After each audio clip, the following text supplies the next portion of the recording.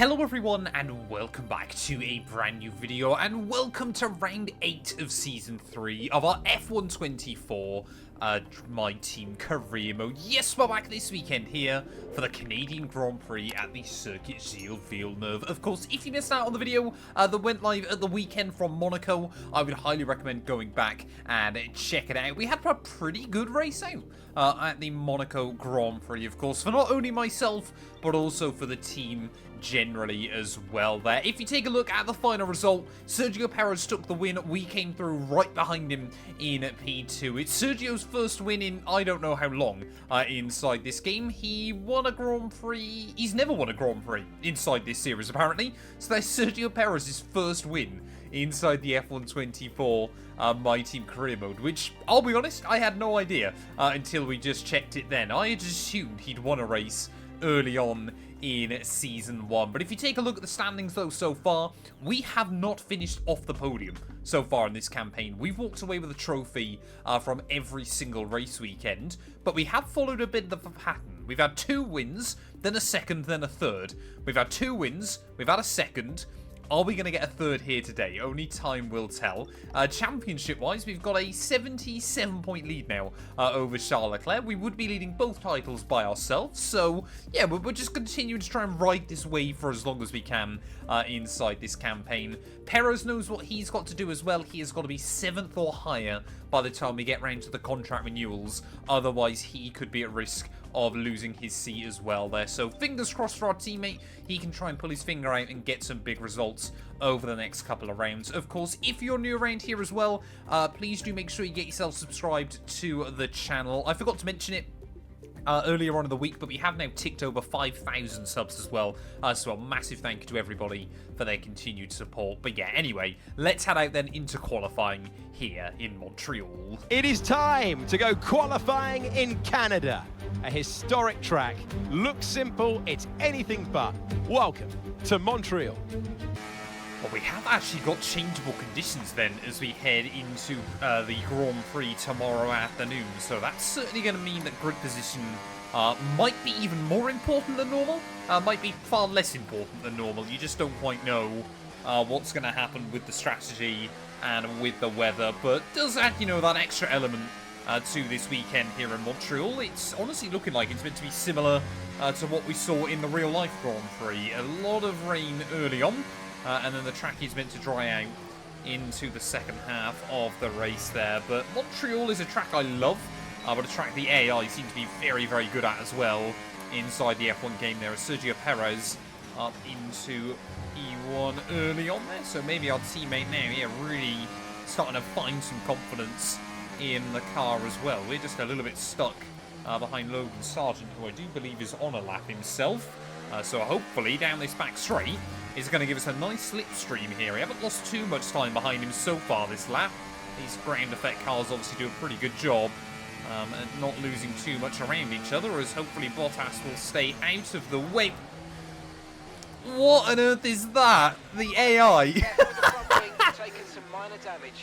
I cannot believe Bottas has just done that. He let Sargent by. Me, absolutely not happening. And both Saubers there completely tripped over each other anyway. I guess qualifying has become one shot for us. Well, had I thought about it logically, it was probably worth finishing the lap, so at least we had a delta to chase on our second run here. But everybody heading out then for their final lap in qualifying. And suddenly the pressure is on. George Russell currently top of the board on a 107.5. How close can we get to that Mercedes time there as we make our way back through turn 1 and turn 2? I think we've got Zhou Guanyu just in front of us here. Of course, we will be on the grid in 2025 IRL. I don't think that one has shocked too many people. Valtteri Bottas, though, on the other hand, I think that was a bit more of a sad surprise for a lot of people up and down the F1 paddock. But yeah, so far this lap then feeling fairly okay. It's just about where you use the battery here in Montreal. Oh, damn it. Damn it, damn it, damn it. I've made that mistake before. I've made that mistake before on this game in a last-ditch qualifying run. Hamilton goes up to provisional pole. Perez goes even faster, though. But for us, as World Championship leader, that is not looking too good. We're going to be starting last, ready for the Canadian Grand Prix. Lights Out in Canada is approaching at a venue where the island was built for the 1967 World's Fair. The world has gathered once again. Welcome to the Canadian Grand Prix.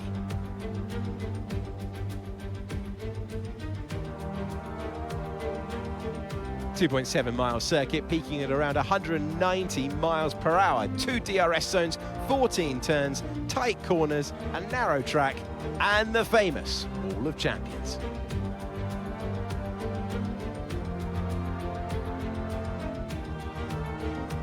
So with the race not far away from starting, here's what today's grid rundown looks like. Sergio Perez will lead us away from pole position, and it's Lewis Hamilton alongside. Considering the rest of the grid, we have Verstappen, Joe, Russell, Tsunoda, Gasly, Fernando Alonso, Leclerc, Ocon, Oscar Piastri, Ricciardo, Norris, Stroll, Bottas, Albon, Teo Porcher, Sainz, Hulkenberg, Sargent, Hauger, and Mr. Monaco. It's almost time for those 5 red lights to go out then. Let's see who can prevail today. Well, we were meant to have rain early on in this GP, but as you can see, that seems to either be on the circuit but not bad enough, or yeah, just doesn't seem to have happened here, because it's looking like all of us are going to be starting on the dry compounded tyre, and I think because of that, I want to probably start on a softer compound as well. So I'm going to try and go soft, medium. I think might be the way to go here. We'll see how long that first set of softs can go for and kind of just work our way from there, of course. The great thing is with Montreal, the pit lane, one of the shortest on the calendar. It loses you the least amount of time. So hopefully that is going to carry us throughout the afternoon. I want to know why a medium hard strategy is better than the soft medium. But there we go. I'm not going to try and make too much sense of F124. I've put an all-new engine in the back of the car because we're starting last anyway. We might as well. But let's do this thing then here in Montreal. Waiting on the grid for those 5 red lights. And it's going to be lights out and away we go then. And yeah, honestly, looking at it, track looking pretty dry actually. So it was a 50% chance of rain. That normally means there is going to be rain on the circuit, but that doesn't seem to be the case though. So we've got to try and make moves nice and early on around the outside. Oh, through turn 1 we'll go past Dennis Hauger and Logan Sargent. We can see Carlos Sainz. Yeah, took some grid penalties as well in his Ferrari. See, Charles Leclerc has kind of been the star of the Ferrari show so far this year. So we'll try and make light work of the Spaniards in through the next couple of corners there as well. Just try and not run too wide off the turn. Looks like Perez building up a nice early lead here as well. But yeah, this is going to be a really important race for us in terms of the bigger picture. Of course, how well can we carve our way through the order when we've had a really bad qualifying, as speaking of, down the inside of a couple of Haas cars at the hairpin. I wish the AI were a little bit more dynamic still, with kind of the way they battle. You know, you would expect if they're all concentrating up like that, someone would absolutely have a look down the inside in towards the hairpin there. Teo Porcello trying to go defensive on me, and we will do the Alex Albon style move. A little bit ragged on the exit of the corner, but we are through. And next up then is going to be Alex Albon. Yeah, so we just, you know, we got to try and settle in nice and early. We have got that tyre advantage, but obviously if the AI are only going to one-stop, we've got to try and make up all that time. We've got yellows. Is that just a little bit of rain falling as well? I can see it is someone breaking down. It's Esteban Ocon then out of the Grand Prix on just lap 2, so well, the French team will not be happy about that one in the biggest French-speaking city in North America. And yeah, Ocon, very disappointing end to his afternoon. Really difficult early on, especially when Albon is getting carried in the DRS of Valtteri Bottas in front of him. Expect the first drops in the next few minutes. That was not actually what I intended to do there, but I guess we'll take it, as now the team are reporting that we are going to see some rain. So really not too sure what to make of this race early on here. Could we then see a switch to the intermediates?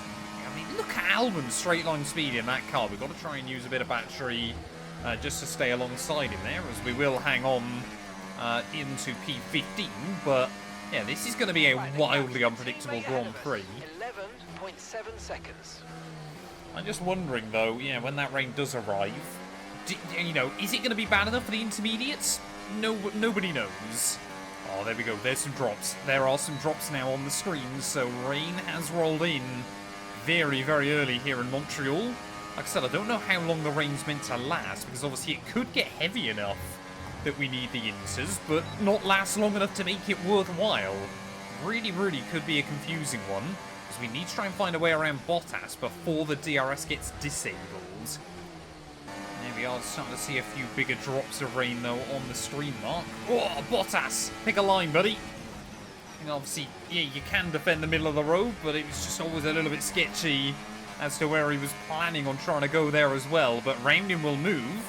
And a bit of P14 then, so he's still made decent progress early on in this GP. But I think we will see a switch to intermediates.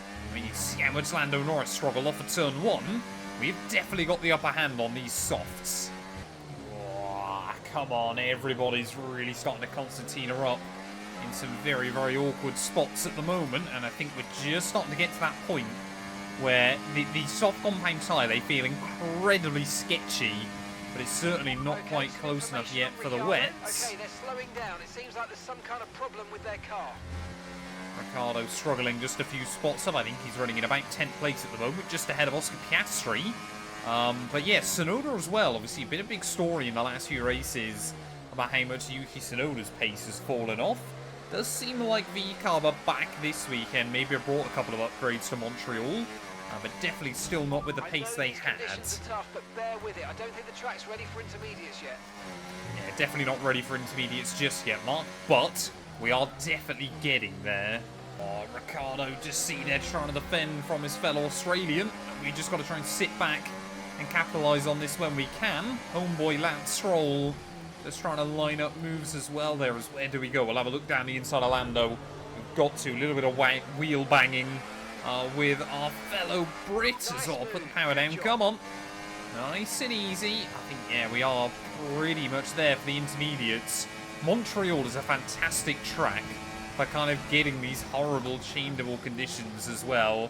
I've had it in co-op quite a few times with Gary, where you're just barely hanging on to the circuit in these kind of conditions there, as we're going to try and make it 3 wide into turn 1. Much better braking performance there as we just about get it stopped between the white lines there, as Ricciardo's going to try and fight back. But team want us into the pits pretty soon.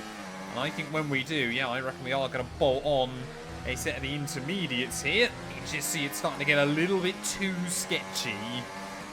Well, if I had to guess, I'd say we are coming in ever so slightly too early for the pit stop here, but I'd rather be a little too early than too late as well, especially in these kind of conditions on a circuit like this. We are going to be the first one to make the call then and move over onto the inters. You can just see there's a little bit of spray now being kicked up by the tyre as well. That is normally the indication that it is time to move over to the intermediates inside this game.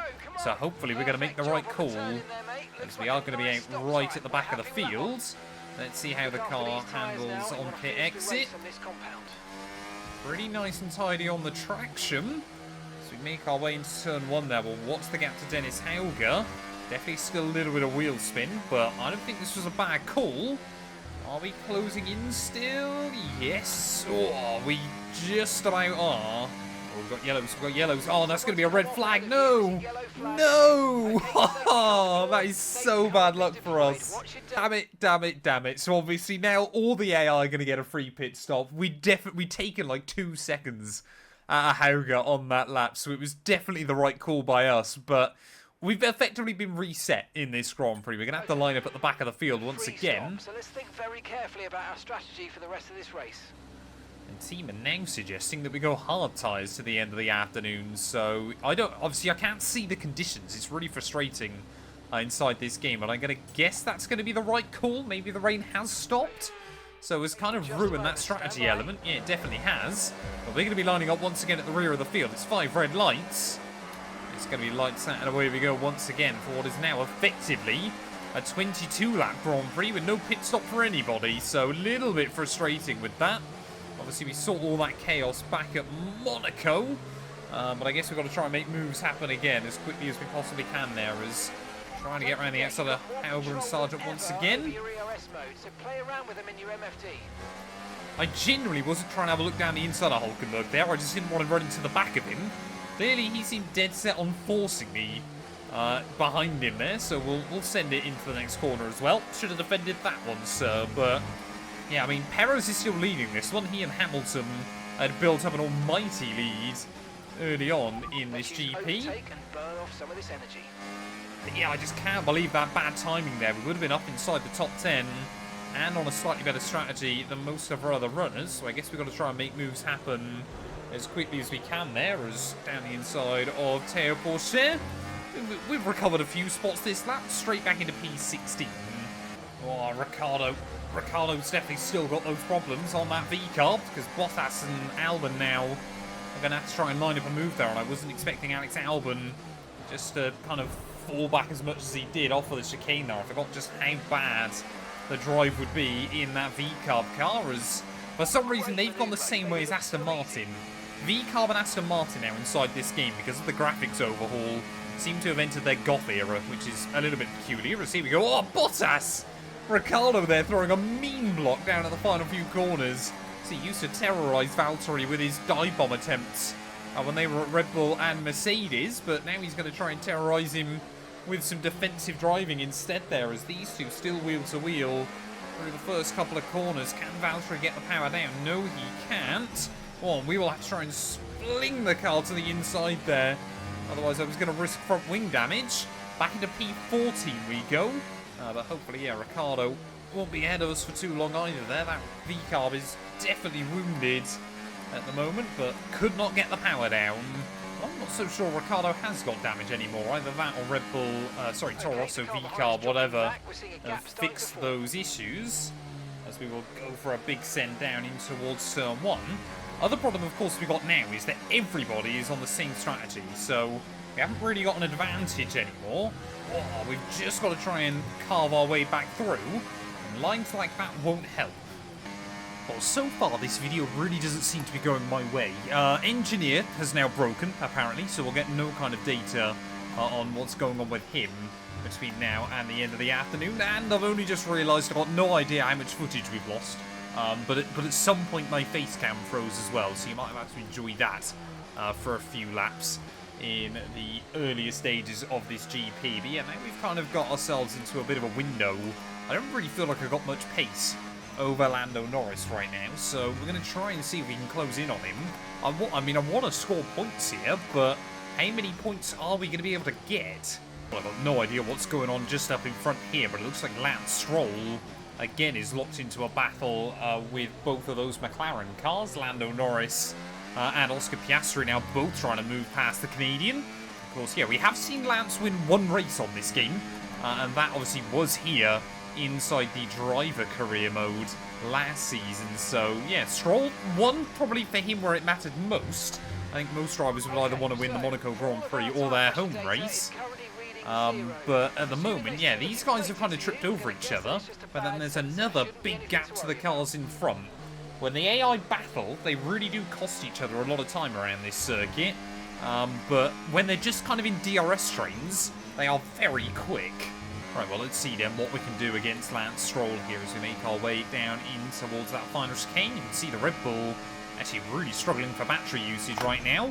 Lance has only scored 1 point this season, and he didn't really put up much of a fight there either. His time at Red Bull so far, I mean, it's got to be the dumbest move I've ever seen.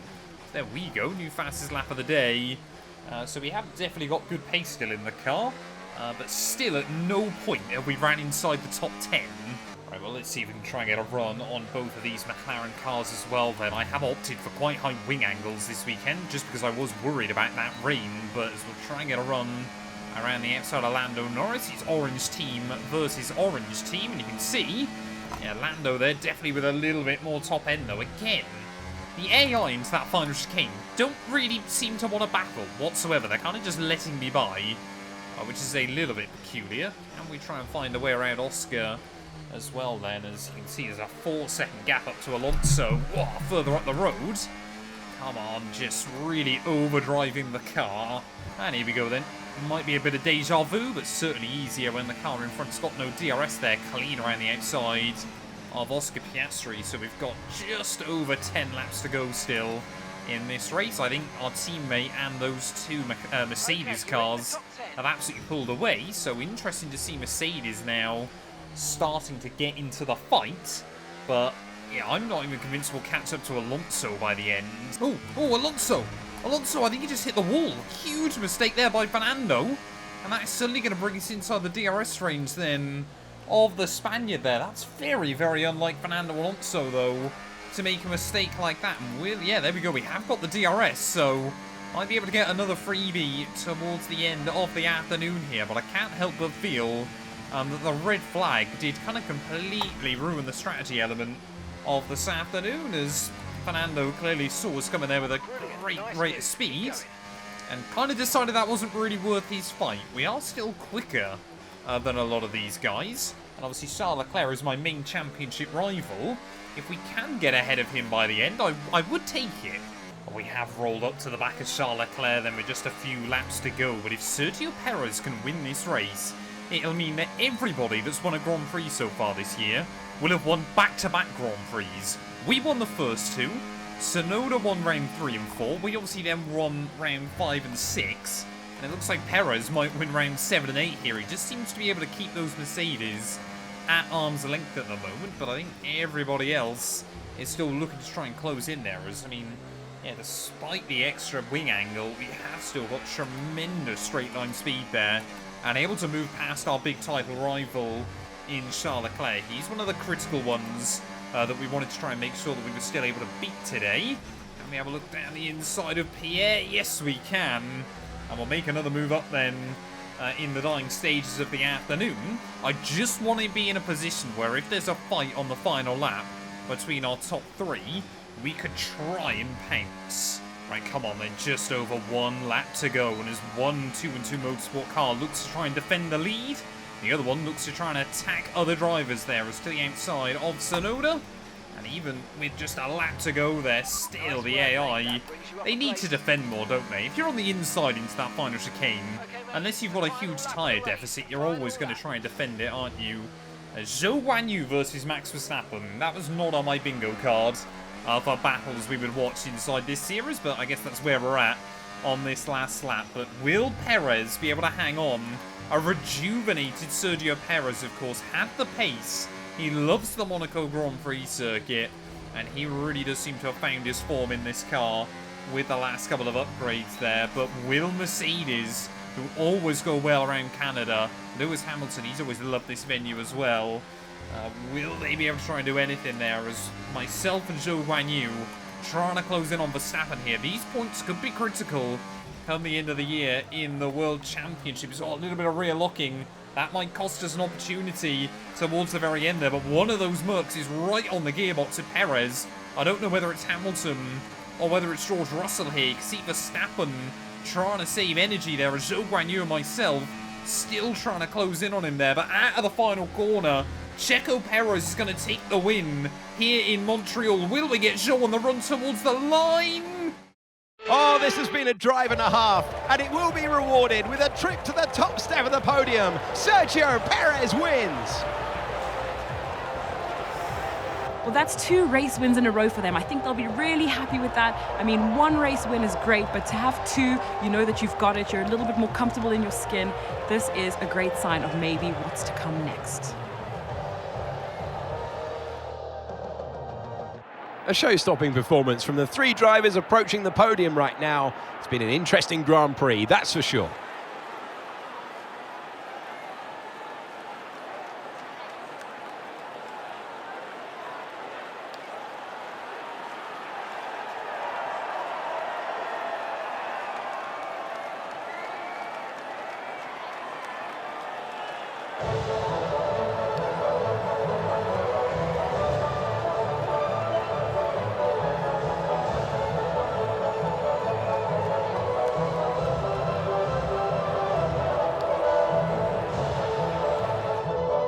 Well, the game always cuts to darkness right as you cross the checkered flag if you've had a red flag in a GP, and annoyingly for us, 14 thousandths of a second away from Zhou Guanyu in the end. We just miss out on a top 5 finish there. But Sergio Perez takes the win by less than a tenth ahead of Lewis Hamilton. So that's got to be one of the closest race finishes we've seen in a long, long time in Formula 1 as well. There, Russell just 4 tenths away from victory, but will walk away with third. Ahead of Verstappen, Zhou Guanyu and myself there. Tsunoda beat out Leclerc with Gasly and Alonso rounding out our top 10. But what could have been had the strategy gone the other way, had we not had that red flag? I've got no idea how many cars we overtook this weekend, but I think we were averaging about 1 a lap right the way throughout, and it was only Ocon who obviously had that mechanical failure on just lap 2 that was the only driver not to see the checkered flag there. Championship-wise, we do further extend our lead at the top ahead of Charles there, so an 82-point buffer now as Perez leapfrogs his way up into P5 overall. He could very quickly get into second place in the championship if things go his way in the next couple of races as well there. But yeah, Sergio really is in a good run of form at this stage of the campaign. Pierre Gasly, big points for him and Alpine as well. There is still just his teammate, both Haas Saubers and Logan Sargent yet to score a point there. Alex Albon is ahead of Lance Stroll in the championship. Constructors-wise, of course, we still lead that one quite comfortably ahead of Ferrari and Aston Martin there. McLaren are still just behind VCarb, who get some decent points on the board. Mercedes, though, bringing themselves back into the fight. And Red Bull down in 7th right now as well. So it has really, really been a slow start to the campaign for the Red Bull team. But thank you all so much for watching. If you have enjoyed, please do make sure to leave a like. Get yourself subscribed. I apologise for some of the recording issues in this video. But yeah, we'll be back very soon when Formula 1 returns ready in Barcelona for the Spanish Grand Prix.